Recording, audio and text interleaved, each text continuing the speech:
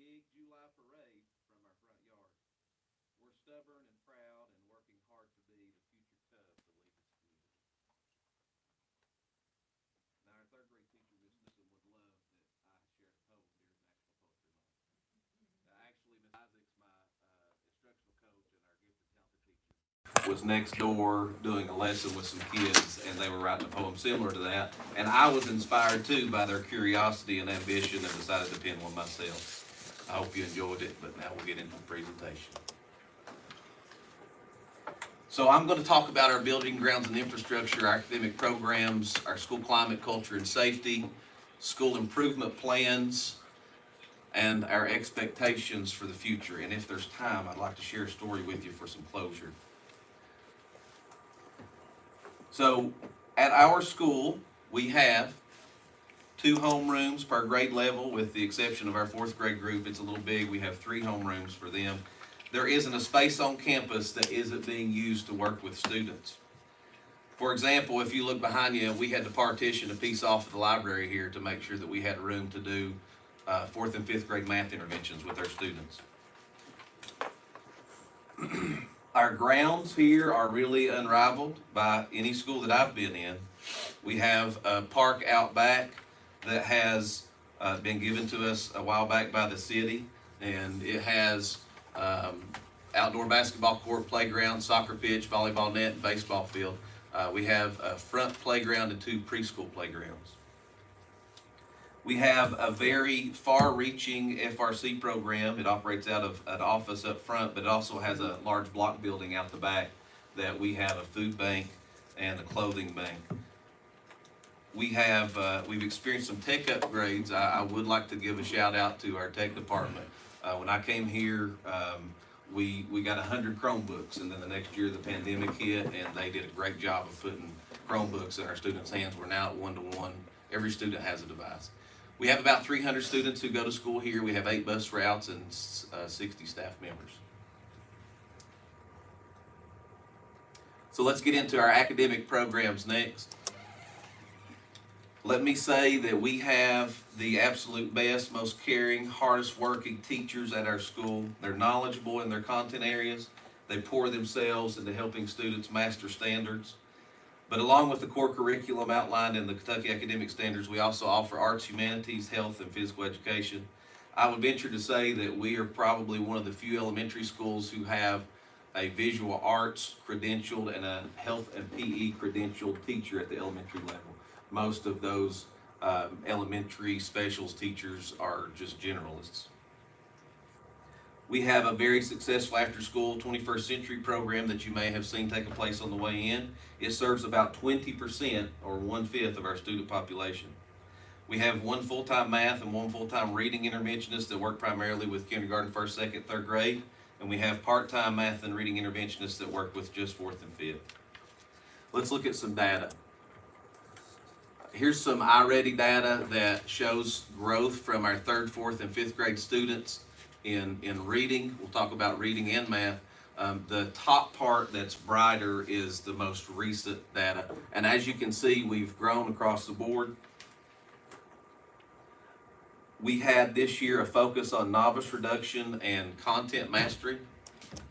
If you'll look at our 3rd grade reading scores, I just want to really quickly highlight that we halved the red area of the triangle. That's our tier 3. We halved that from the fall of the first of the year, and we doubled the students who are on grade level, the green area. I'd like to highlight our subdomain over here on the right, our subdomain growth in phonemic awareness and high frequency words, and we use that to springboard and promote fluency and comprehension in the 4th and 5th grades.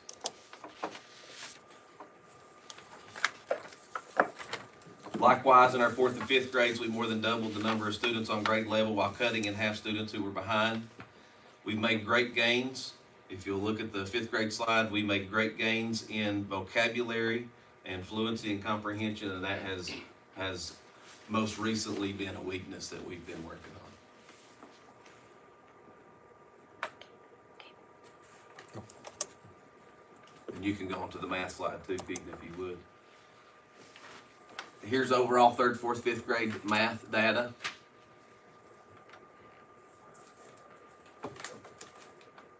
If you look at the next slide, our third grade reading, I'm really proud of the work that we've done there. There were a lot of students who were in tier 3 instruction, and we've shrunk that down to 3% here in the spring. So we've made tremendous growth. Particularly if you look at the very top over here on the right, the placement by domain, the numbers and operations area is where we've made a great deal of growth. I would attribute that to our KCM partnership and the fact that our teacher that is the third grade math teacher, she's a highly trained professional. She's had the Kentucky Numeracy Project training last year, so we've really hit that hard. If you look at our likewise in our fourth and our fifth grade, we've made huge gains in all of our subdomains, but again, particularly numbers and operations. You might notice at the bottom down here on the right, there haven't been great gains in geometry. At the time when we took the iReady diagnostic in the spring, we hadn't covered geometry. That's usually a unit that we cover last, so we are monitoring that right now. I really expect to see some great growth as we move into the state testing. So what does that all mean? What I would like for you to look at next is our academic index. So we look at our iReady data, we look at some cut scores. We've worked closely with Ms. Tracy Griffin on this. If you look at where we were in reading on the left in the winter versus where we are in the spring, our academic index was 42.9, and we've increased that by nearly 13 points. That's double-digit point growth. Likewise, in math, we were at 29.5. Those are points given for proficient and distinguished scores, and we're up to 40.8. So we're making double-digit gains in math and reading from the course of winter until the spring diagnostic. We're putting points on the board. Let's talk about our school climate, our culture, and safety. One of the things that would really like to highlight is our school-wide jobs and leadership roles that we have in our school. We have an application process. We take applications, we screen those, we look at, we conduct interviews with the students, and we make a hire. And we give those students a mentor, teacher, or staff member, and we give those students feedback based upon their job performance. Those jobs last for about 9 weeks, and then we start the process over again. You might see jobs like, we have one called the Scuffinator, and they go through the hallways and look for scuff marks to get rid of. We have what I call it the color guard. They take the flags out and they raise them up the pole every morning and take them down in the afternoon. We have folks who help in the cafeteria. They help pop down tables and sweep and clean up. So those are some of the jobs that we have here. We also have a SEALS team. Our SEALS team meets with administration periodically to offer suggestions and consultation. We also conduct community service projects with our SEALS team. We have a Unite Club and First Priority, and those are led by Mr. Tony Shelton. He's a community member here and also our Unite AmeriCorps service worker. We have our academic team, and I'm very proud of our academic team. This past year, we were the district overall champions and went on to compete in the region. I'm extremely proud of their efforts. A while back, we had an academic audit, and it consisted of having some survey data from the students. And these were the high points of the student survey. Overall, students felt safe at our school. They trusted in their teachers, and they felt like they were cared about. Now, we also would like to look at the low points, so if you'll go to the next slide. There were some low scoring items, particularly one of the questions on there said, what top 4 words describe how you feel about school? Well, one of the choices was boring. I don't know a whole lot of 8, 9, 10, 11-year-old kids who don't think school is boring sometimes. But what we did take out of that is not only to help engage the students in more meaningful work, but some of the students reported that they didn't always find meaning or importance or application in their assignments. So part of getting this data was challenging our teachers to make the work more meaningful to the students and help them understand how this is going to help them in the next step of the process. The teachers also had some survey results that I wanted to report. If you look at just the high points from our teacher surveys, the teachers said that they trusted the administration to make safe, student-centered decisions. The teachers felt like they knew their students well, and they had high expectations of their students and one another. So when we talk about our school-wide culture, here's the Cubs Code of Conduct. Be prepared, use manners, be kind, and serve others. Now, I'd like to stop just for a moment. I've only done this one time, but I would like to make a member of our school community here an honorary Cub. Chloe, the last time you were here, you were probably putting other points on the board, right? Probably, yeah. Yeah. So if you would accept, I would like for you to raise your right hand.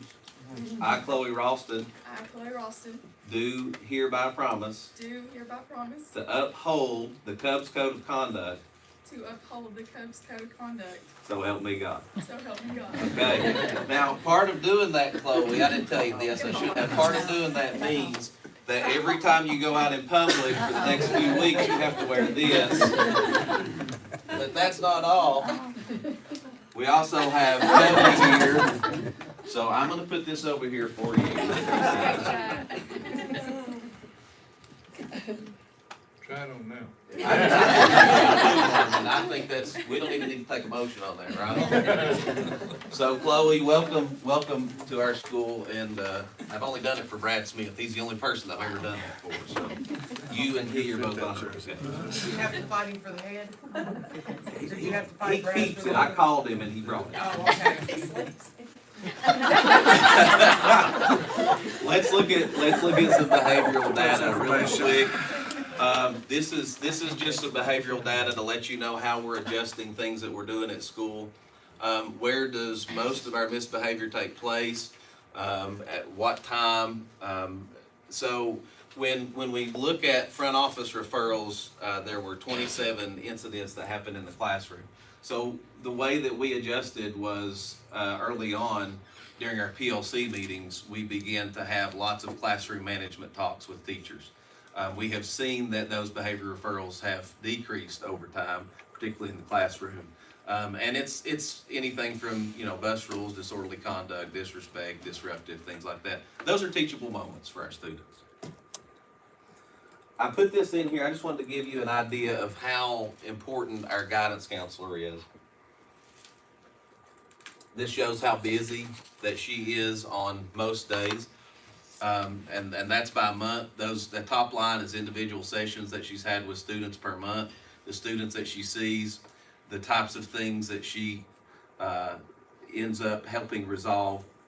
And she consults our staff. Our staff go to her and say, what do you think about this situation? What do you think's going on? And she does her best to help, but she also makes outside referrals. So she is paramount. Sometimes she refers to our SEB team, and we have two members of the Lincoln County district staff that come in 2 days a week and see students in small groups. So that is very helpful here at our school level. It's helpful for me, it's helpful for our kids and our staff, and helps us keep the learning going. So I just want to highlight the importance of that and the fact that we need to keep doing that. And I'd like to add, you've got a fantastic one too. We do, we sure do. Yeah. You may know her. Let's talk about our school improvement initiatives. The first thing I'd like to highlight is we've spent some time this year talking about our curricular structure, curriculum instruction and assessment. What does good math and reading teaching look like? So in the kindergarten, first, second, third grade, we have 90-minute blocks where we try to provide a template for when students first come in, they're engaged in some sort of whole group instruction for a small amount of time, but then they go to small group rotations. Now those small group rotations are oftentimes co-taught by, you have your teacher running a small group, but also it could be a paraprofessional or an exceptional child teacher. Recently, it's been an instructional coach and myself. We push into classrooms and help run small groups too, to help make as many gains as we possibly can. One of the other things that we've been trying to do is strengthen our Tier 1 reading and math instruction. We've been using a lot of evidence-based resources. I would like to commend our district for the purchase and implementation of the Fontes and Pinnell program that we have, the guided reading that we have. the Orton Gillingham things that we have. I had a group of teachers this past summer that came to me and said, we're going to Abingdon, Virginia to a workshop for reading called Secret Stories.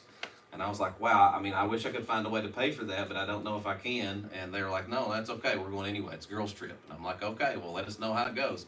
So they went to this Secret Stories conference, brought back some great ideas. We implemented it K through 3, and we've seen huge phonics gains in our school, in the primary. So I'm very excited the next few years as those students move through into 3rd, 4th, 5th grade, what their reading scores are going to look like. It's going to be amazing. We have what I would call a hierarchy, and we have RTI systems in place. So our reading and math interventionists are specialists in their field. They're very highly trained. They're veteran teachers. They're mentoring teachers oftentimes to our younger teachers. So because they have such expertise, they're kind of the reading and math gurus of our school. Everything curricular pretty much goes through them. They go and do some peer observations. They provide feedback to our reading and math teachers to make sure that we have strong reading and math instruction across the board. Our PLC protocol, well, again, like I said, we work to address classroom management. We work to address formative assessment and give them feedback. Dr. Murray provided us with a walkthrough document over the summer, and my instructional coach and I and EC lead teacher go in and do walkthroughs often, and we'll take school-wide walkthrough data into our PLC meetings to discuss that with teachers. We have school-wide test-taking strategies that we really didn't focus a whole lot on last year. Our big focus last year was closing gaps from the pandemic, but this year we really have taken on some test-taking strategies with students. We have what we call RACE, that's restate, answer, and cite evidence on our extended response questions. We have scrimmages occasionally just to kind of do a practice test. And one thing that I'm really happy about is the district has provided us with a program called EduElastic. That's a computer program that's very much like the KSA test. As a former coach, I'm a firm believer in, if you're going to play football on Friday nights, you better be practicing on a 100-yard field, and the field goals look the same and everything. So I really feel like it's important for our students to practice what they're going to be doing to put points on the board. We really are trying to be deliberate when our PLC discussions about cross-curricular connections, that is to say, have all the people talking. So, what we're doing in social studies, how can we tie that into what we're doing in reading and math and science as well? And we're making data-driven curriculum adjustments. We looked at our iReady data from the spring, and we made some adjustments. We made some adjustments to our curriculum map. Like I said, Ms. Isaacs and I have been pushing into a math class and reteaching some standards that students may not have got while the teacher is also teaching some the current content.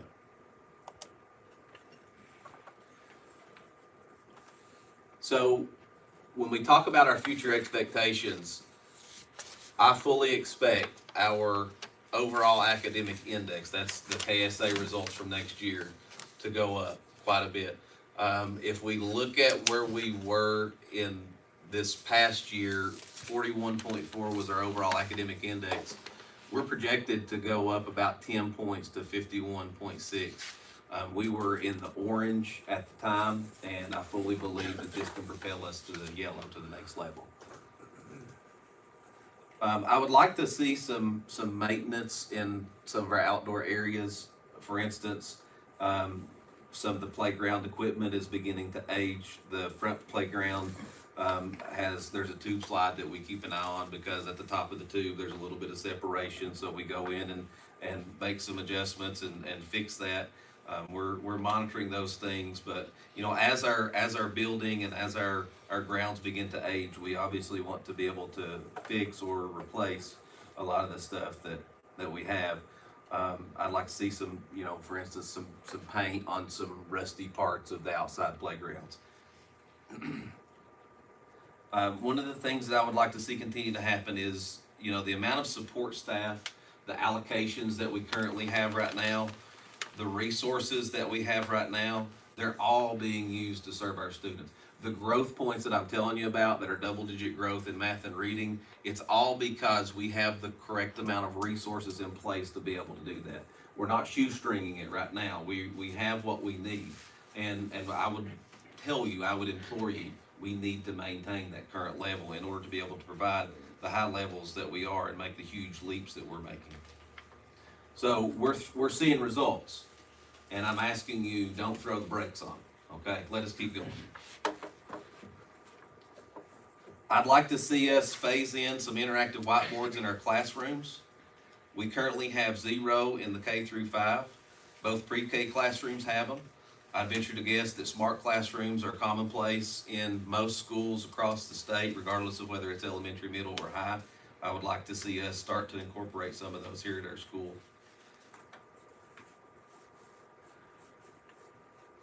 I would also like to see this group of very determined and invested board members sit down together and forget about all the things that may divide you. Forget about what differences that you might have in opinions and find and discuss and hang on to what you have in common. I would like you to ask yourself what's your common vision together and what are your common goals, and list those things and communicate those things to our stakeholders and use them to guide and influence your decisions. And if you were to veer away from that because of some sort of disagreement, I would ask you to review, recall, and recalibrate what you have in common, because that is how we move forward. Finally, when selecting the future leader of our district, I would implore you to find someone who is charismatic, has ambitions, takes calculated risks to get to the top, makes data-driven, kid-centered decisions, brings honor and integrity to the position, sows common thread in the midst of competing factions. Find someone who has presence of mind, is visible in the school and community, who is the noblest of representatives for the district, our schools, and the education profession. Find someone who will seek to understand and appreciate where we've been, where we're headed, and help continue the forward progress of our district, all while injecting renewed energy and commitment and trust in providing the best education we possibly can for our kids and our community. And then finally, I leave you with this image, and I want to tell you a quick story. I shared this image with our staff members on opening day. I think it might have been August 6th. And the thought behind it is, this is our theme this year as a staff, the thought behind this is simply, if you've set Siri or Alexa or Google or whatever it is to get you to a destination, sometimes we get off the path and it says recalculating, or you see it and it pops up and it recalculates your path. To me, education is a means of recalculating. And I'm a witness of it happening firsthand, because I haven't always been on the right path, and I haven't always had the opportunity to do great things and to work with kids and to work in such an amazing school district. But there were people who were placed in my life who recalculated my destination. People like Coach Mike or Astor Simpson, a preacher at my church when I was growing up. My 4th grade teacher, Miss Overton, Coach Keys, Tom Kellerman, Dr. Jackie Smith, my mom and dad, and even some of you have helped recalculate my path. Education is a means of recalculation. This school in this community helps recalculate the paths of students and families and overall our community. So I would encourage you to brighten your light and help recalculate those paths of those through which you interact. I appreciate you guys being here. Thank you for your attention, and enjoy the rest of the meeting. Thank you.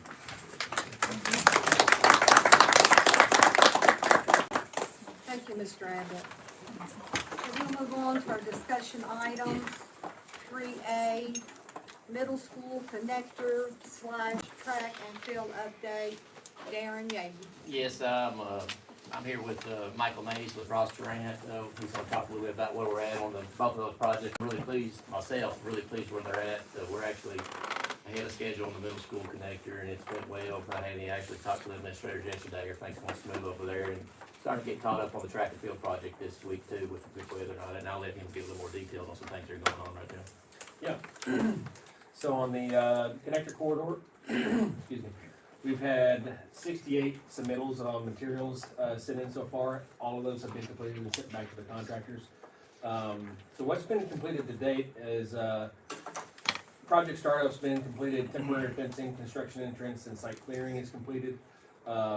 Temporary barricades are in place and have been coordinated with Darren, and the deep foundations have been installed for the connector corridor. And so that's kind of what's been completed to date. What you can expect to see over the next 30 days. We're gonna install foundations. You'll start to see a floor slab show up for the connector corridor. You'll start to see block masonry work start to happen as well. And then the underslab utilities are gonna be completed as well, so the floor slabs can be finished. So that's the general update for the connector corridor. As far as the track and field goes, we've had 11 submittals to date. All but one has been sent back to the contractor so far. To date, all the surveying and staking has been completed for all the new utilities for the field. The contractor has demoed and coordinated storage of the salvage materials with Darren, so those are moved off to the side and are safe. We have stripped and removed all of the sod and stockpiled the topsoil on the practice football field, and that's also been coordinated with Darren as well. Over the next 30 days, again, what you can expect to see, all of the field will be cut to subgrade. They will start the curb for the track, and then they will start to cut in the under drainage for the turf field. Which also means you'll see a lot of materials start to be delivered, storm structures, piping, electrical conduit, and conduit boxes. So everything's kind of moving pretty smooth. Again, that project's all outside, so it's very weather dependent, but we've had some pretty good weather, and contractors moved pretty swiftly with things so far. We've actually had the lights on this week. I don't know if you've heard anything or not, but we've had some guys working till 1 or 2 o'clock down there. It's a lot easier for him to get it done with no traffic, so he asked if we could turn the lights on. Absolutely, you can work all night if you want to, so that's what's been going on. We're pretty pleased. I don't know if y'all got any questions for him yet. Questions? Do you have any questions? Okay, we'll move on to 3B, district math coach position, Dr. Chris Murray. So this is for a district math coach, and in February, our district was awarded 7 $40,000 math grants through KDE. And so we've got one for each school, it's $280,000.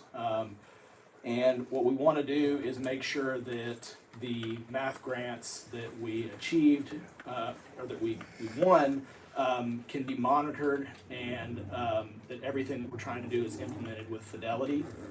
So we currently have a 0.5 math position for a district math coach that works with our elementaries, and what we'd like to do is mirror that at the other 2 grade bands, so a 0.5 for middle school and 0.5 for high school.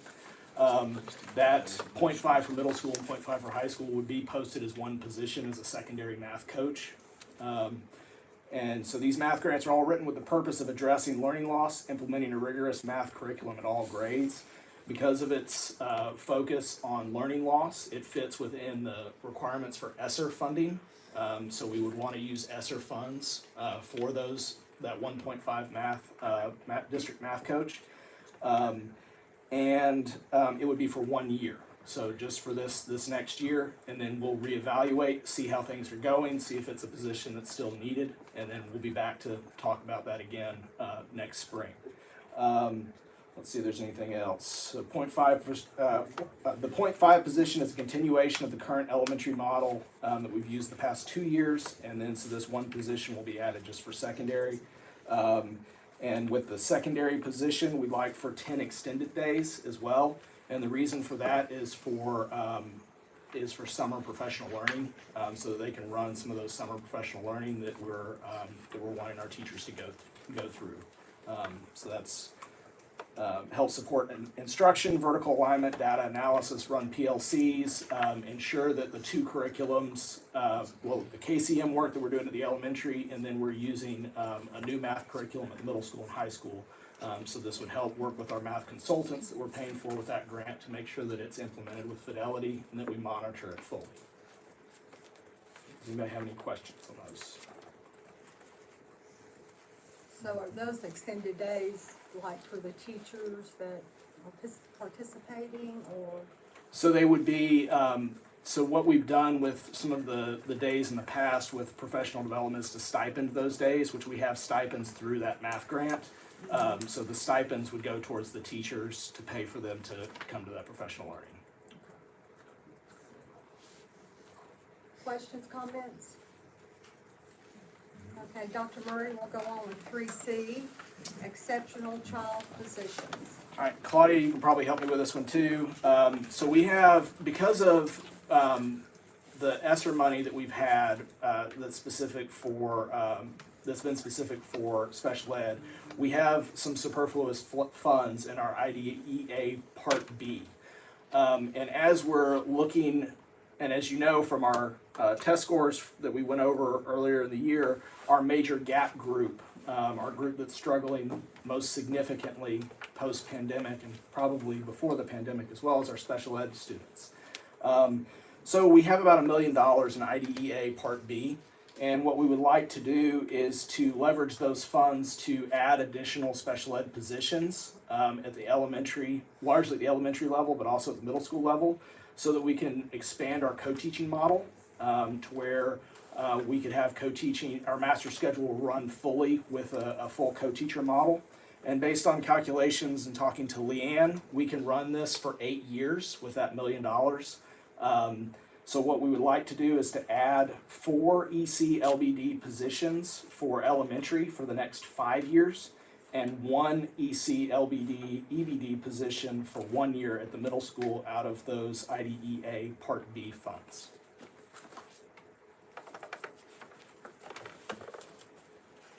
And the schools where we have the elementary positions going: Stanford, Houstonville, Highland, and Crab Orchard. And those would, based on the master schedules that they've created, they've worked really hard to develop master schedules that have a full co-teacher model to help support our special ed students. And these additional positions will make sure that that co-teacher model works effectively. Claudia, do you have anything?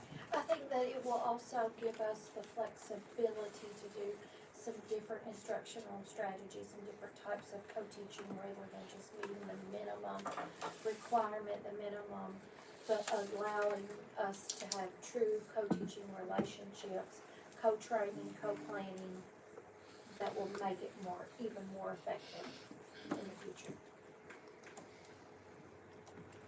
Questions, comments?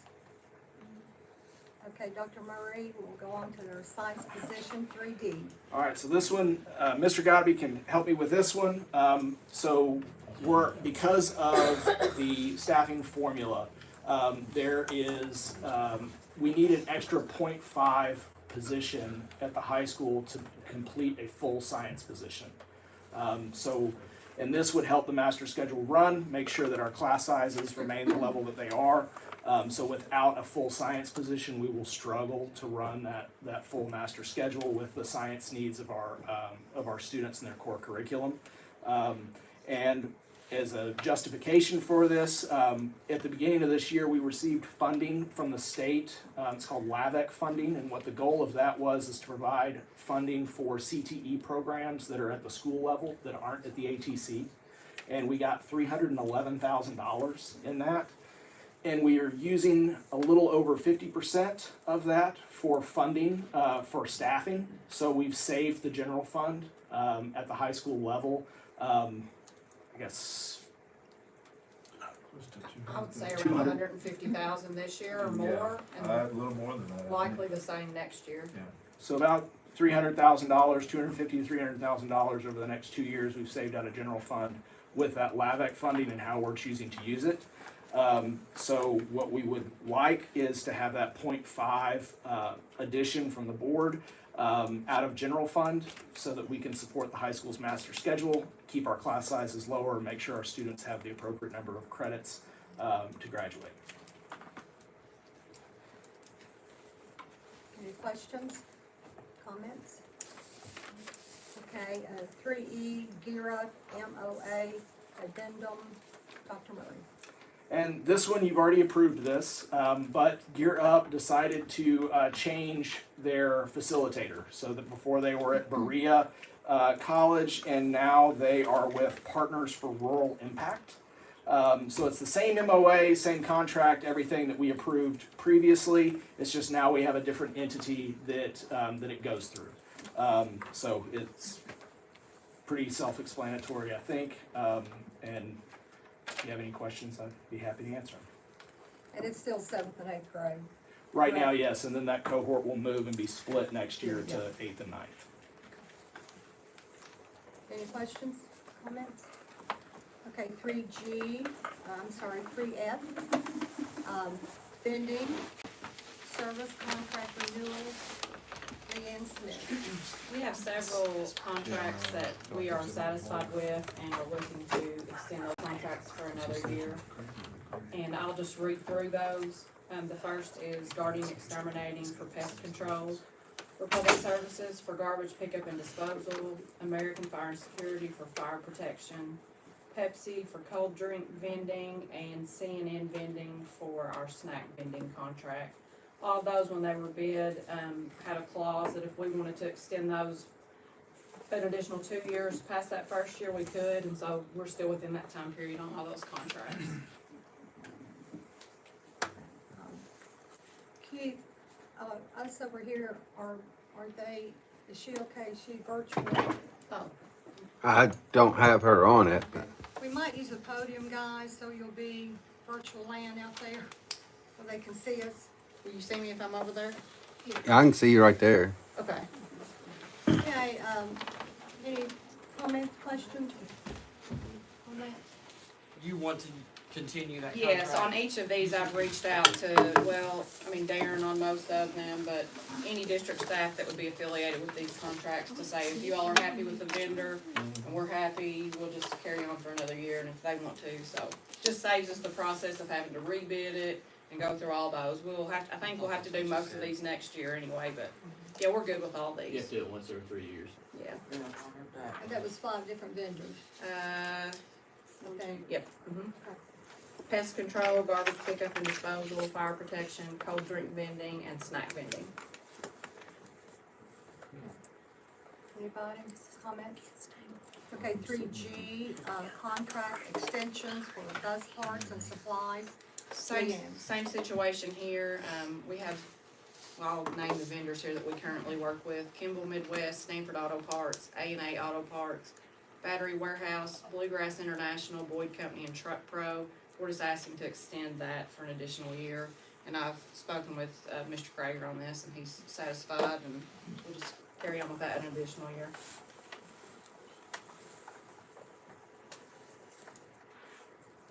Anyone? Okay, we'll go on to yearbook bids, 3H, also Leanne. We received yearbook bids for our middle school and high school yearbooks. We actually opened those on March 28th, and we received bids from Strawbridge Studios and Life Touch, and I did, I think, give you all an attachment that kind of compared the two. Basically, they're very similar pricing, and I don't have a preference one way or the other on either of these companies, but I think that Mr. Godby did have a preference at the high school level on which company they would like to work with. And that will kind of dovetail with the next thing we're gonna talk about, which is photography bids. So if Mr. Godby wants to give his feedback from high school perspective, that'd be fine. We've had better working relationships with Life Touch, because it's an easier program. The rep has been real good to work with, and like she said, that goes with the next one when we look at picture bids too. We just had some issues with getting them scheduled for like senior pictures and graduation night. They don't wanna come on, certain times, and the kids take graduation pictures prior to our graduation ceremony, and they don't wanna do that, and they don't wanna come at the times that we need them, so we've just had some real issues with them, so my recommendation would be that we go with Life Touch. Anyone else? Okay, photography bids, Leanne? So we opened photography bids that same day and we received bids from the same two vendors, Strawbridge Studios and Life Touch. We currently are using Strawbridge. I did attach pricing on that. Now, when comparing pricing, which the pricing is the pricing given to the parents who are ordering pictures. Strawbridge was lower, I would say, on 75% of the packages that would be offered through senior pictures, class pictures, individual underclassmen pictures. I don't necessarily have a preference on the quality of work for either of those. And I think that the preference of the high school is to go with Life Touch, because using Life Touch for photography makes using Life Touch for their yearbook easier, just because it's the same company. If you're asking me based on price alone, I would recommend Strawbridge, but, you know, I have received some input indicating that maybe Life Touch would be easier to work with. So I'm not necessarily making a recommendation on that. I don't work directly with the photography companies. I don't know if there are any principals in here that would like to speak up, but I do know the preference of the high school is to go with Life Touch on photography as well as yearbook. Because when you're integrating those pictures into the yearbook, it's just a real seamless process if you use their program as well. And again, we've had some issues with Strawbridge getting them scheduled for senior pictures and for graduation pictures. It's just been a hassle the past couple of years. So I would recommend that we use Life Touch. Have we had any other issues up in the elementaries with Strawbridge? I have emailed the principals and there were some comments here and there, you know, like, we have had trouble getting them scheduled or having trouble getting the orders correct. It wasn't widespread, but I did have a few comment back, enough that we wanted to actually rebid it this year just to see what we came back with, So we've not used Life Touch for the elementary schools? Not since I've been here, but I'm not sure We have in the before that. past, we have used Life Touch, and they typically will send, like on picture day, they will send 2 photographers. Strawbridge has just sent 1. And they claim, you know, they're shorthanded, which they may be, like everybody else, but when you're trying to get the whole high school scheduled and run through for pictures, 1 photographer makes it really difficult. Any other principals have any feedback on your photography company?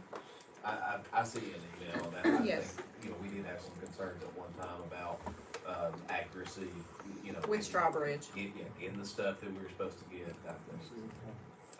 But when you send us the pricing, I mean, I think that's, you'd have to see what one outweighs the other, or, you know, Yeah. find a balance between the service and the product versus what's paying for it, so. Well, could we go with like Life Touch for the high school and Strawbridge? Could we split it? That's not how the bid was advertised. I'm not sure what would be options on that, I'd have to look at the bid to see what we said in it. for sure what rights we reserved. Okay. I can, I can forward you that information and we can get feedback that way. Is this a one-year contract? This would be for 1 year with the option to extend it for additional years if we're satisfied. Like I said, I don't work directly with the photography companies or the yearbook, those are at the school level. I really probably won't make a recommendation one way or the other. Anyone else? Okay, 3J, interest rate at Farmers National, Leanne. With regard to our money, that we're using to fund our turf and our track project, you know, it's like $2.5 million, which we've actually already received. I did ask Farmers Bank if we could negotiate a higher interest rate, because our current interest rate with them is 0.5%. And, they indicated they were willing to do that, only on those monies that we've received for that project. So we would need to open up a new account and move that money into a new account, which will accumulate interest at a higher rate. And then at the end of that, we would close that account out, which I think is a no-brainer for us to do. I'm just asking permission to open a new account. I'll read through. Are you saying we only get 5%? Correct. That's right. We bid that out every 2 years, and that was the highest bid last time, so hopefully we'll see an increase in that. But that is why I negotiated with them to say, hey, we have a lump sum of money here, can we do an exception here, can we make an exception here, and they were willing to work with us on that, so. I negotiated with Farmers National Bank for a higher interest rate for our construction fund for the duration of the football field and track project. This requires opening a new account, so the bond proceeds will be tracked separately. Farmers has offered their Fed funds effective rate, which will be capped at 2% APR with a floor of 0.5% APR, and our current fixed rate is 0.5% APR. And so I'm asking you to approve opening a new account with Farmers National Bank with the same signers as our current account, which is myself, Mr. Rowe, Mr. Gaden, and the account will be used to hold the construction fund proceeds related to the football field and track project. Questions, comments? Okay, 3K, section 4 and section 5, Leanne. This is for the final section 7 staffing allocation formulas for next school year and the final section 4 and 5 staffing allocation formulas. If you'll recall, we approved the tentative formulas several months ago. There have been no changes. So I'm just asking to approve the final formulas for next school year.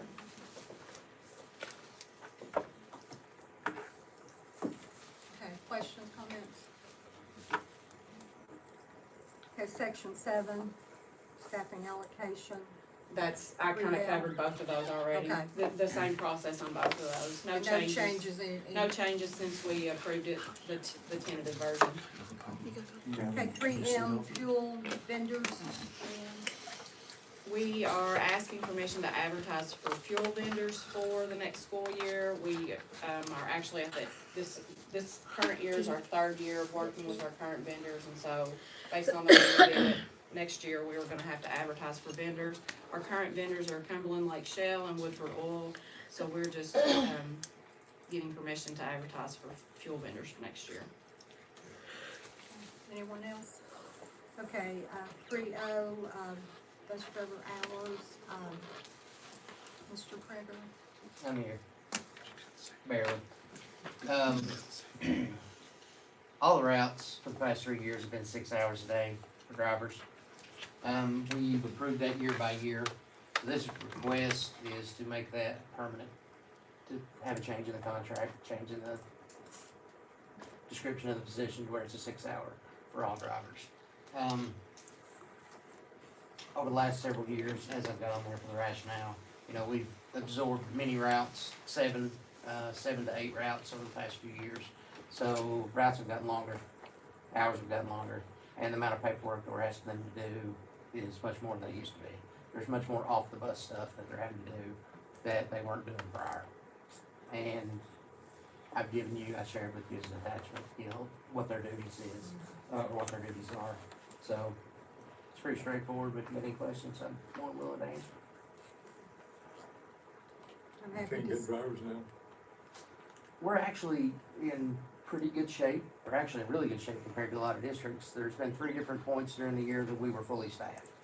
But about the time we get fully staffed, something happens, and oftentimes it moves within the district. You know, we lose a lot of people within district from one position to another. And we always want to see people better themselves if they have an opportunity.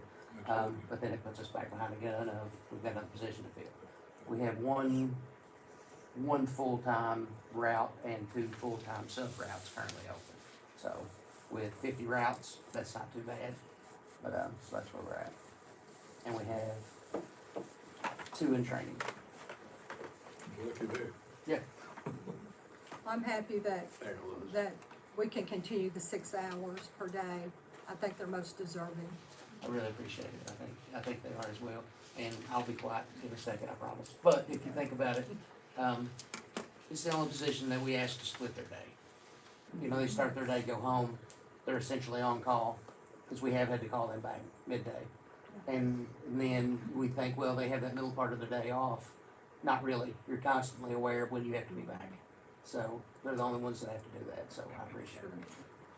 Should have been done years ago. Yeah, thank you. Anyone else? Okay, 3P, Branscombe Construction, pay app, number 11, I guess. Yeah, they keep, Mr. Yaden. they keep giving us bills, but this is supposed to be the final app bill right here. This is for the welding project, is what that is. Okay. Yeah, you've got them out there, I think, 34,000. This is the final then. That's why, the final. Ask Lynn, Lynn says, I don't know. He said, this is the final, and I said, I thought the last one was the I did final. too. This is really the final this time, man. No, in his defense, I remember Famous asking last that, and words. he said it wasn't, so. Well, I said, I don't know, maybe not. Maybe not. Okay, we'll go on to 3Q, and this is also Mr. Yaden, the high school bubble Yeah, I'm gonna hand you, renovation. yes, the bubble, I'm sure y'all aware of the bubble situation at high school. It was actually that way when I went to high school in the mid-80s. It's leaked, it's a interesting design. I've had many people look at it throughout the years, for repairing it, and it's just really unrepairable, it really is. I'm sure back in 1974, it was a good idea. They built the high school first and then built the gym, and that's how they connected it. Is there a way to get rid of the bubble? That's what we're gonna do. So, here's just a rough illustration of what we're thinking about here. This is just rough, and I've been working with Jason Merrick with Clock Filters, Samokar. That's that right? Samokar, I never get that last part. Lloyd's gonna miss the bowl, I'm sure, when she graduates. I've got one extra. But the reason this is coming up now is because we do have some SFCC money, which is money that, if we don't use it, we lose it, basically, type thing that will cover this, because this is considered a roofing project. So, this is the reason this is coming up right now, besides obviously we need it. But, this, we think, working with Jason, I think that we can, use that money and it will cover all this project. What you see there is just a rough drawing. If we decide to start this project, you'll have detailed drawings and all that. But basically what it is opening up the cafeteria with windows, storefront cafeteria windows. If you walk in the cafeteria to the right, that wall there, and then on the outside, you have windows match that with brick coming up and tying into the roof. And that's kind of what you're looking at on the top. The top is the outside view, the bottom is just kind of some of the cafeteria matching up those windows. That's what that is. But, what I'll be asking you to do next meeting is to, hire, Clock Filters, Samokar. Right, Samokar, to start that project, get the VG1 going. Some of y'all are familiar with everything, all the hoops we gotta go through, and just get it going as quick as we can. What was, do you know now kind of what the roof would be, is it just laying out? It would essentially be taking the existing roofing Yeah. and just extending it out. All right. Just tying into the basically, existing roofing. Our first idea was, the concept I was thinking was stay below that roof, don't tie into that, don't touch it. But the more we looked at it and how the building is actually structured with columns and beams rather than masonry bearing, it just makes more sense. It's a lot easier project to just extend that roof out, let the water run back onto the existing roof instead of having downspouts to deal with and some of those sorts of things. It's essentially building the corridor that should have been there in the first place. And that was done for, I can remember that, and some of y'all do too, I can remember it, they built the high school first, and then they built the gym, so they just tied together. That's what happened there. But it leaked when I was in school, and it leaked in the mid-early 80s, I remember it, so. Probably not as bad as it does now, but I don't remember having to carry an umbrella down through that. Probably liked it. Yeah, I thought it was pretty cool. But anyway, that's what, the next meeting, we'll be asking to hire them as, the architect gets the process started, and that's where we're at, and we'll get, just moving on as fast as we can. Jason's company did the middle school in Boyle County, which is gorgeous. So we expect this to be gorgeous also. It's gotta be pretty.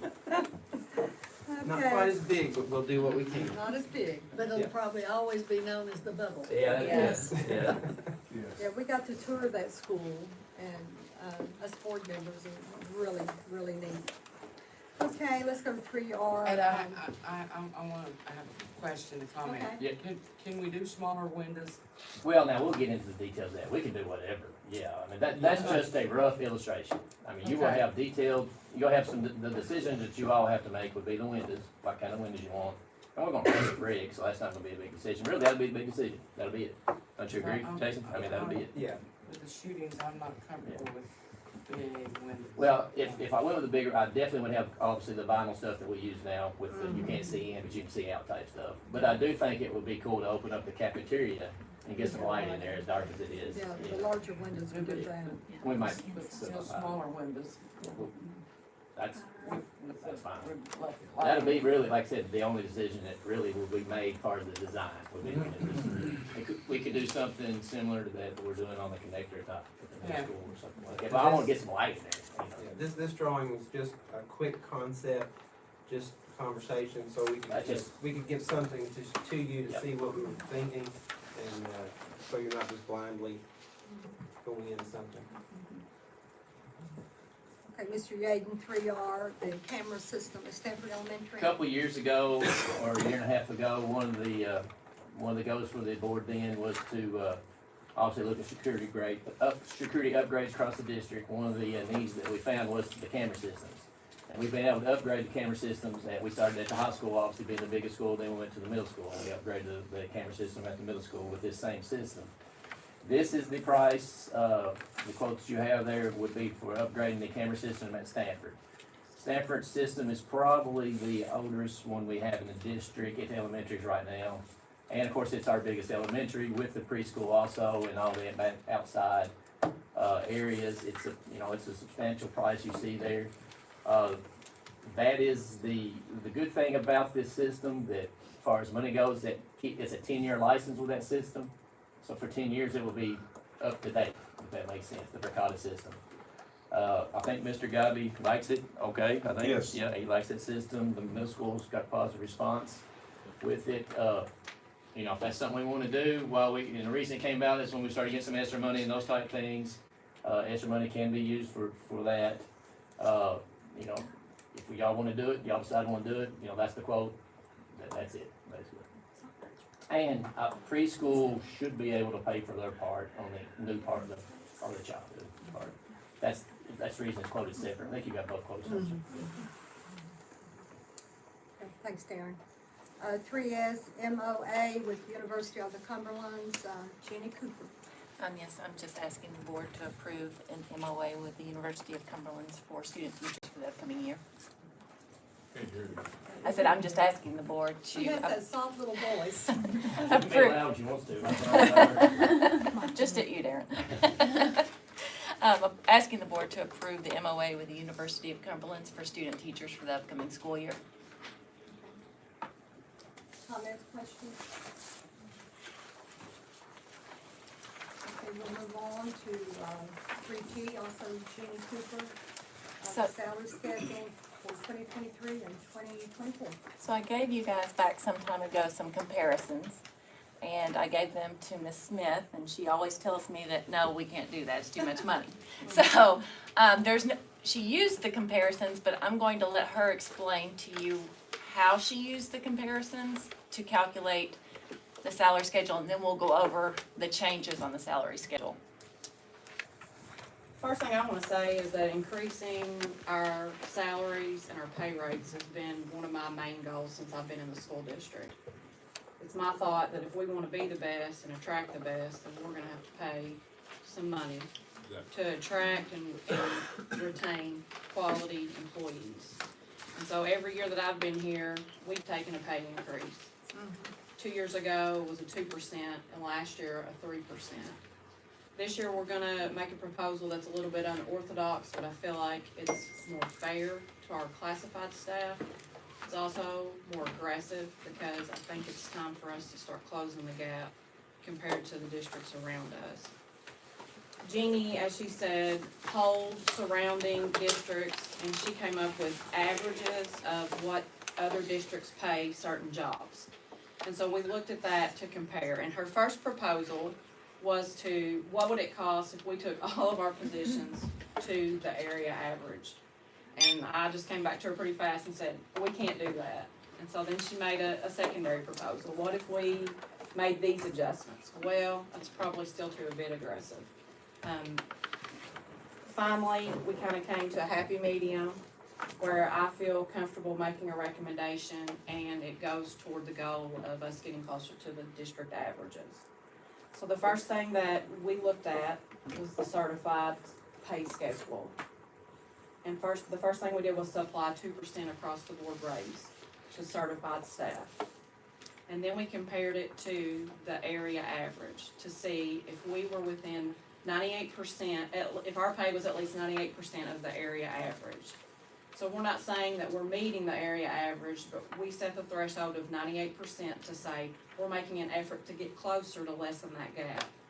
And so after we applied the 2% across the board, we looked to see if there were areas that were not 98% of the area average, and there were several areas.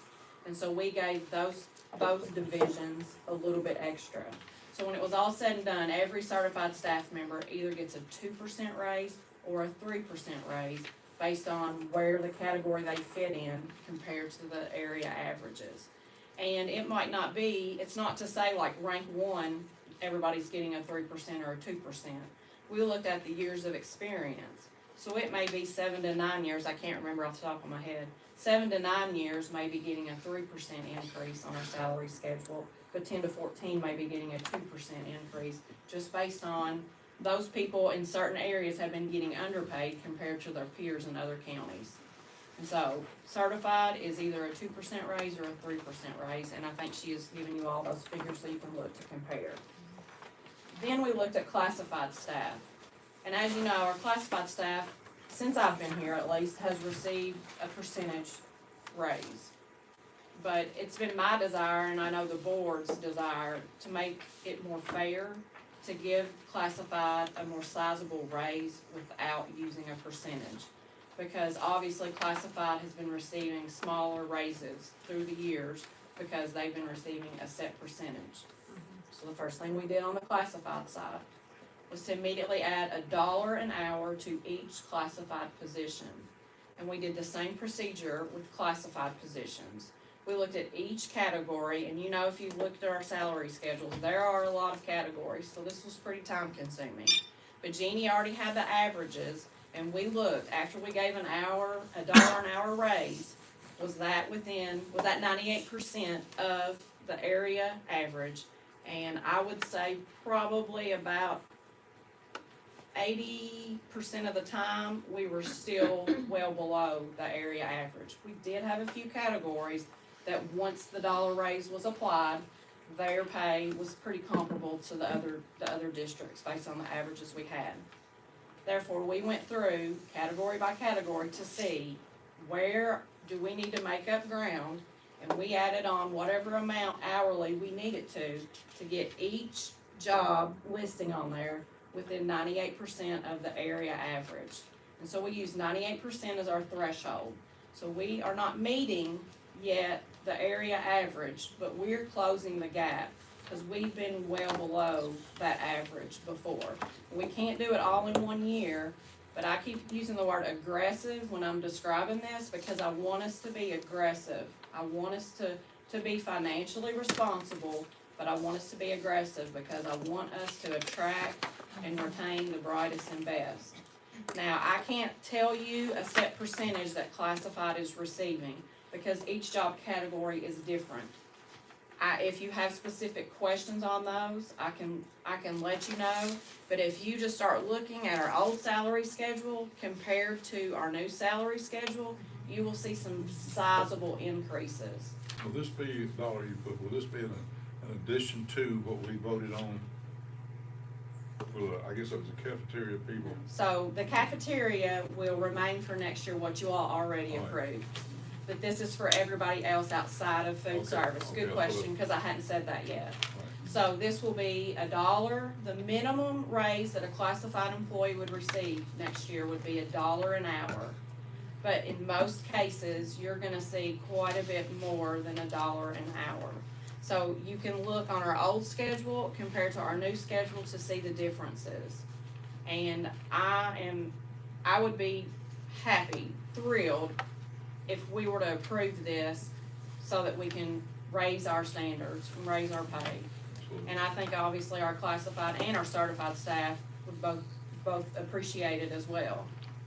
And the total cost to do this package, now as I've said, this is aggressive. The total cost per year for the general fund would be around $800,000. Now, based on our current budget for next year that I have, have a draft on, I built in an across-the-board 3% raise, which would cost $600,000. So I already have $600,000 increase built in the budget that we've just done the first step on. So we'd be looking at about a couple $100,000 more dollars in order to achieve this. And I feel with our contingency, which is the highest it's ever been, even though we will be using it for some projects, we're using it for our connector project, and there's some other things that we might use it for, I feel like that amount will sustain us for some time. And if the board will work with me and we can get that 4% revenue increase on our tax rates every year, that will bring in anywhere from $200,000 to $400,000 additional dollars that we won't have any problem funding or this raise or raises in the future. Additionally, I've seen good news about our SEEK money, which I was anticipating, dreading, fearing how big of a hit we were gonna take. But we have seen some concessions that are going to help us to probably get about $1 million more next year than I was anticipating, that I built into our budget. And so I think we've got several good things working together, our full-day kindergarten, our increased transportation, that we will be able to fund this and hopefully continue to lessen that gap for years to come. It is aggressive. If you have questions about it, please reach out. I know I've probably left out a lot of stuff. I'm gonna let Jeannie tag team with me here. She did a lot of legwork. It's not easy to pull other district salary schedules and compare apples to apples because we have jobs they don't have, they have jobs we don't have, they call them by different names. And so she's got hours upon hours of work into coming up with those averages. And this is the kind of the plan that we've come up with. Okay, first of all, I want to go through some of the positions that you're going to see on the salary schedule that haven't been there in the past. And that's because other districts are using these types of positions, and I think that they're specialized and that we need to recognize them as well. You're going to see the accounts payable and payroll. You're going to see a difference in them and their specialized areas versus our secretaries. You're going to see superintendent secretary. Other districts have a different pay scale for superintendent secretaries versus regular secretaries.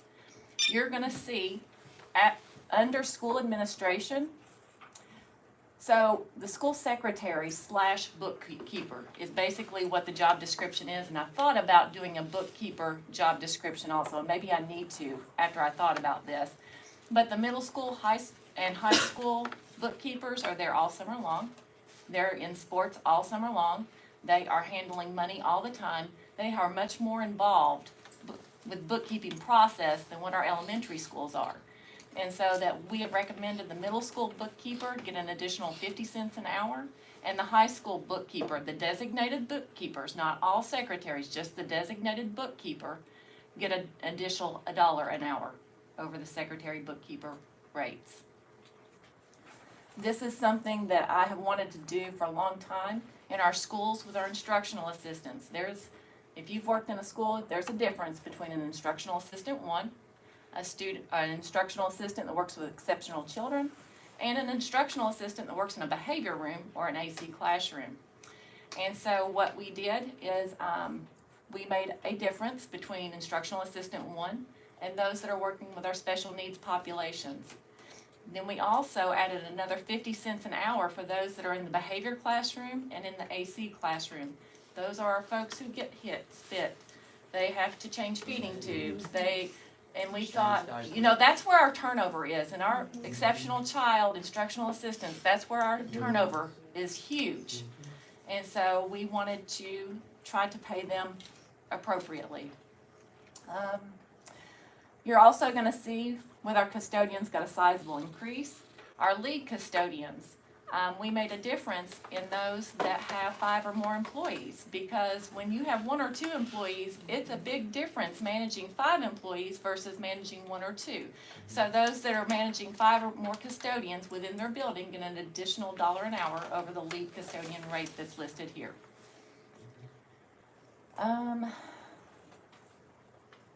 So our migrant coordinator wanted to abolish wants to abolish the district, hold on, educational interpreter position and the district educational interpreter without certification positions, and create a migrant recruiter position, which she feels like will be more fitting for that program's needs. And so I think there's 2 people right now in those positions, so it's just a change in the name. And so you have that job description also in your packet, the migrant recruiter. I think it's the last one. You have that.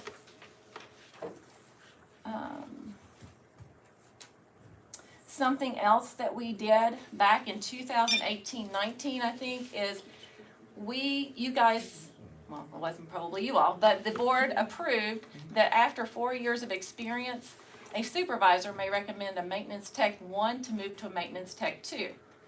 Well, with the expansion of technology in our district, and after I pulled the job description of our computer techs, our computer tech 3 did every bullet point, what's the word I'm looking for? Duty that was on the computer tech 2 job description. And we haven't had a way to move them up without creating a position, abolishing a position. So we wanted to do it the same way, that after 4 years of experience, a supervisor may recommend the computer tech 3 be recommended for computer tech 2. So that's up to the supervisor on that. You're not gonna see on the salary schedule the community ed position. I don't wanna take that away because we get state funding for that, but you're just not gonna see it because we don't have anyone serving in it. Contact tracers, I didn't wanna abolish that job because I hope and pray we never have to have them again, but you never know. District technology assistant, we don't have anybody serving in that capacity. Vehicle maintenance 2, we don't have anybody in that capacity, nor lunch monitors. So rather than do away with the positions, we just took them off because there's nobody in them. If we need them, we can always bring them back. You're going to see in your packets job descriptions for the accounts payable. You're gonna see a payroll clerk, you're gonna see the superintendent secretary, you're gonna see the migrant recruiter. And so those are all new job descriptions that have been created due to, I've been looking at job descriptions in other districts and I've used that compared to what we do in our district and created those job descriptions.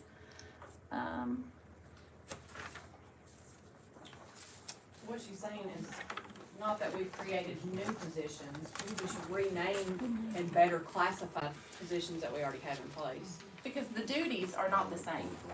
They're not even close. Another change on here is our EL, English Language Coordinator, requested 20 additional days. She works summer school every year.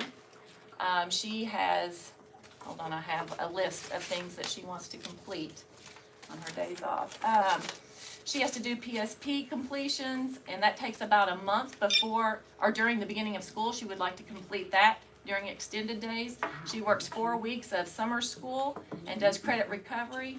She has about 50 to 60 kids in the 7 schools and has to do quarterly monitoring data for each of those students. And so she requested an additional 20 days, which you will see on the back page, page 3 of the salary schedule. Have I left anything out, Leanne? 21st Century Director got a sizable raise last year. We have talked to her, Ms. Hart has talked to her, and she did not get a raise. And she's aware of it, and she's okay, she got a sizable raise. When no one else got a raise last year like that, she got a sizable raise. And so she has talked to her, and she's okay with that. Originally had 2 directors, and when one left, I did not see the need. When one director covered all of it and did a fantastic job, I didn't see the need in bringing that back, but I obviously wanted to compensate somebody that was covering 2 positions. So it actually saves us money, but she actually gets a stipend per school.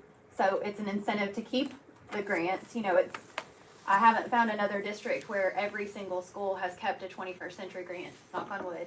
And so I'm really proud of those people in those positions. What I looked into when I did that, and I abolished that position and made that the way it needs to be, that's when I realized that all of our 21st century coordinators at the schools never go up in pay in their year's experience. So we actually have 2 that have been with us in the school system for over 15 years, and so they have the exact same pay as someone that is hired in as a brand new person, which is not okay.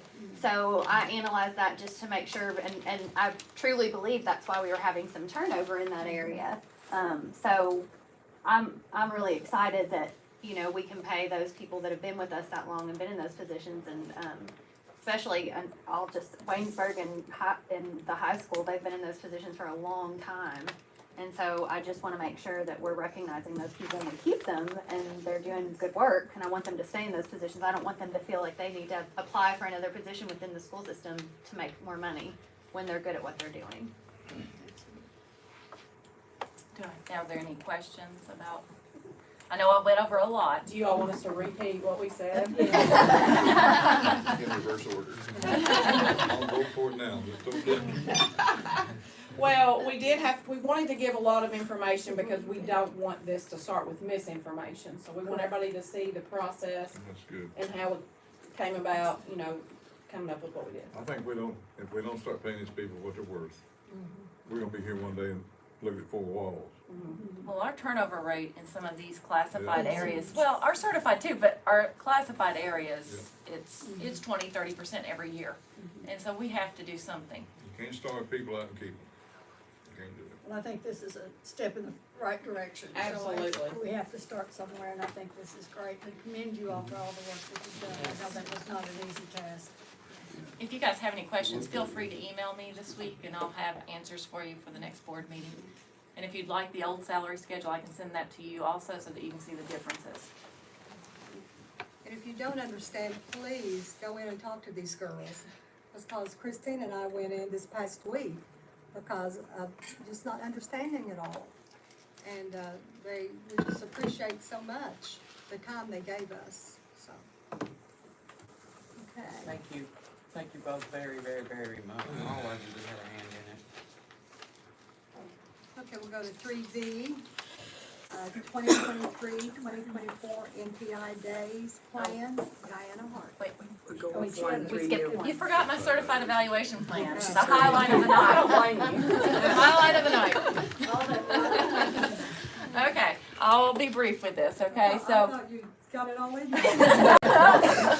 I don't usually talk this much either.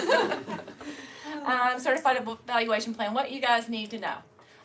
We removed a source of evidence, which was the student voice survey, which we have not been able to do for 2 years because of a software bug with IC. So rather than have to document every year that we cannot do it because of a bug in IC, we took that out.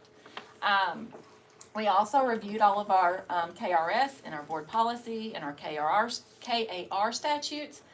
And right now we have a formal summative evaluation each year for all certified staff, which it specifically says not to.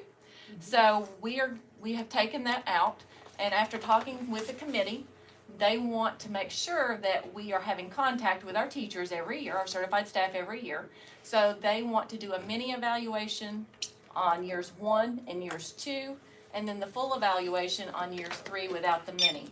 And that way they are in the classrooms with the teachers, observing their teaching strategies, and that will give them evidence for their summative evaluation in this 3rd year cycle.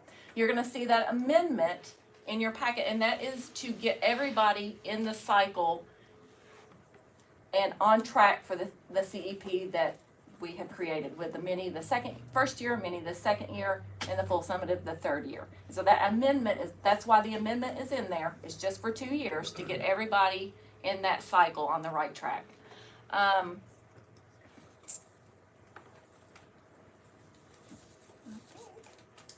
Oh, one other thing, the committee, we've had some input from our principals, the instructional coaches, and the school counselors. They have a really difficult time going in and observing. So we are changing, they're still gonna be evaluated on the same standards that they have to be evaluated on. We're changing the structure of their evaluation.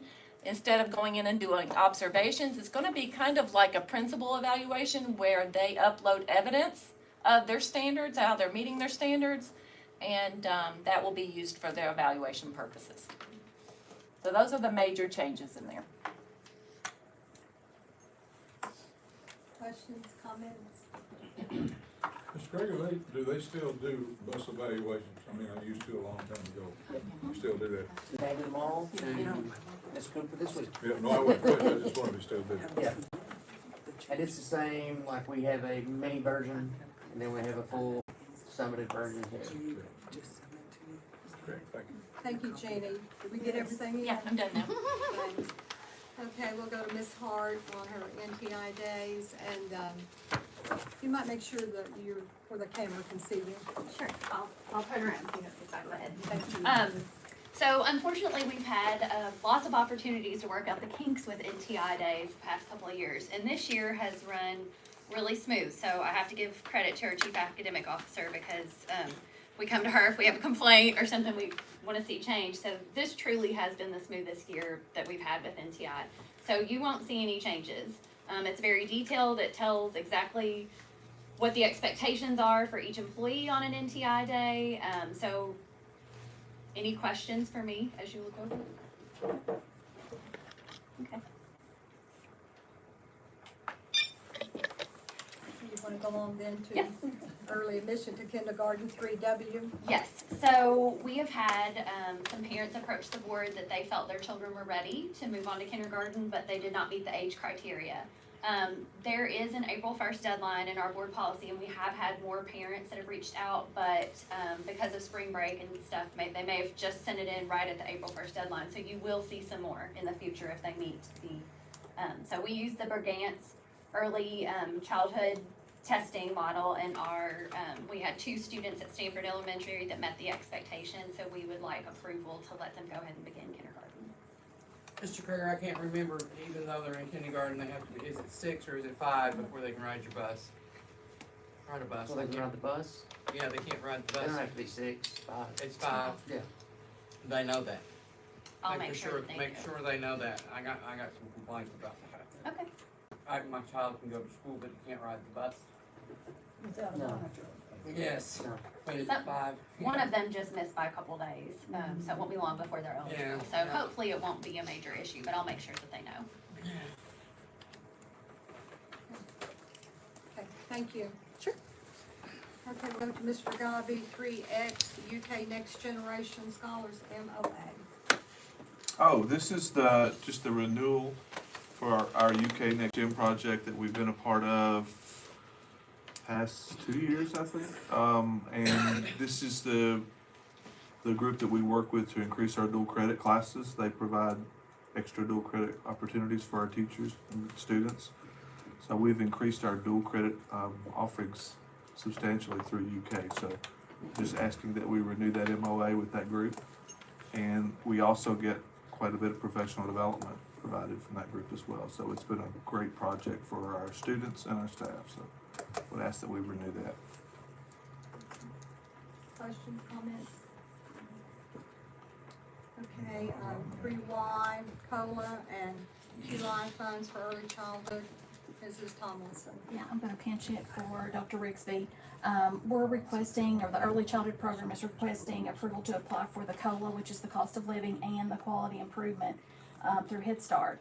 And we're gonna get it's a bigger increase this year, a percentage, I think, Ms. Edwina said it was like 5.6% increase. So it's about $146,000 for Head Start and $43,000 in early Head Start. And the cost of living is gonna help with these raises or additions to the salary schedule, and the quality improvement is gonna help with contractual services like speech, physical therapy, occupational therapy, those things that come over and above that we didn't have budgeted that we may need to provide for those kiddos. So we're just asking for approval to do that. I noticed in there, and she may have put it in, they may have it in, but they have to have in kind. And in her chart, she doesn't show. Okay.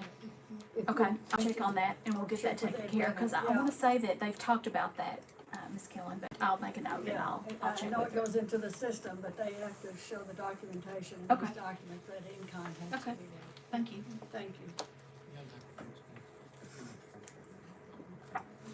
Anyone else? Okay, 3Z, criteria for student board member Chloe Ralston. Okay, I have you guys a folder. You already have one on printouts, but I don't think you have the other one.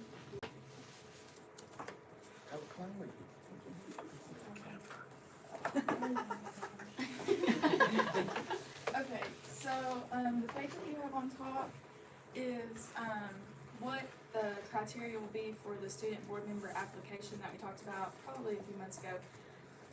It will be on a Google form that will most likely be posted onto the classroom that we're planning for the application period to be August 14th through the 25th. So that's obviously for seniors. So I'll read off the questions, that I came up with for this. So the first one consists of, why are you interested in serving as the Lincoln County Board of Education non-voting student member? What are 3 qualities you would bring to the Lincoln County Board of Education as a student member? Briefly describe these 3 qualities and why you feel they would be an asset to the board. Members of the Lincoln County Board of Education serve as a resource to their school and community. Please describe examples or opportunities for how you would advocate for students' voices as a student member of the board. And then to list 10 activities you're involved in, 10 community service activities you've been involved in, and up to 10 honors or awards you've received. So then the bottom just talks about the selection criteria. I'm not gonna read all of that off because you guys can see it. So, that's really all I have for that one. Questions for Chloe? It looks excellent, Chloe. Thanks. Okay, prior to approval, though, we would like Mr. Gobby to look over this, Okay, before we, and give us feedback before Sure. we approve it. I'll do that. Okay, I have one more thing. Yeah, she in has her another folder. page. Okay, so, it's just labeled school activities, so Oh, the pretty much activities. something that, I thought a little bit about is I feel like it's really important for our students to be involved with our board members, and that it's crucial that the first time students see you is not when they walk across the stage of graduation. So in this list, you have almost every activity kind of going on in and outside of school between now and the last day of school. So that consists of athletics, chorus, band, concerts. At the very top, you can see things that go on daily at the high school, with locations, times, such as like FCA, First Priority, that we would love to see you guys at. There's also a few senior activities that are listed throughout there, like baccalaureate, senior cookout, senior breakfast. We're gonna have a really good senior breakfast this year, so if you guys looked into that, that would be great. If y'all wanted to come there, just to kind of meet and mingle with some students. I also put a little note on there to watch out for the Project Grad Potty. We're really in on that, so make sure you pay $50 to keep it out of your yard if you don't want it there, because there's a good possibility it might show up. So pretty much, you just have everything right there. Also today, I talked with Mr. Godby, and we're gonna have, a few more little senior activities that might show up, so I might have to give you guys an updated version to maybe come to like a talent show or something. So, that's all I have. I paid my $50 today. It cost us what to get rid of it? It's $25 to get it out of your yard, and then $30 to send it to a yard of your choice and also remove it from your yard. And then $50, you can send it to someone and completely keep it from your yard. As soon as I leave here, I'm going to put it in somebody else's yard, so. I figured with 4 seniors, I better just fork out my $50 right now and be done with that thing. Just watch my pit bull when you come in the office. Thanks, Chloe. This was not on my agenda, honey, and I thought you was just giving It's us okay. tips. I didn't know you It's were gonna okay. talk about it. Okay, let's go on to our action item, 4A, Jarbo Construction Pay App, number 1, Darren Yeager. That's just the pay app for, the first pay app for the connector project. And the reason we're doing it this meeting is because we had planned on doing it the second Thursday, and this meeting, was just the second Thursday. So from now on, it'll be on our regular meeting, if that makes sense. I think that makes sense. Okay, is there a motion to approve pay application number 1 from Jarbo Construction in the amount of $146,837.78 for the Lincoln County Corridor Connector? I make the motion. Okay. Christine, Marvin. Vote, Gloria, Yes. Christine, Yes. Marvin? Yes. I vote also, yes. Okay. Anything from anyone? Mr. Abbott and staff, thank you so much for hosting this. He's gone? No, ma'am. Yeah, as soon as he got done, he got at it. Somebody's talking over here and I can't get it all. There he is. I knew he had not left. Thank you again for hosting us. Ma'am, We're most absolutely. appreciative. I would just like to say too, I gave Chloe a little bit of a hard time, this evening, but I have two girls, Chloe, I don't know if you know them, but they look up to you. And, you know, when Hunter was on the board, I mean, I had kids here at school that recognized him and knew him, he was a Crab Orchard kid. They look up to you guys, whether you realize it or not. They watch what you do, they watch how you carry yourself and how you behave, and it means a lot that my girls have somebody good in this community to look up to. So thank you for what you do. You sacrifice time and you come and do these things, and you know there's eyes on you, and that's a big responsibility. But you have strong shoulders, and you're very willing to carry that load. So thank you very much for what you do. I appreciate you. Okay, is there a motion to adjourn the meeting?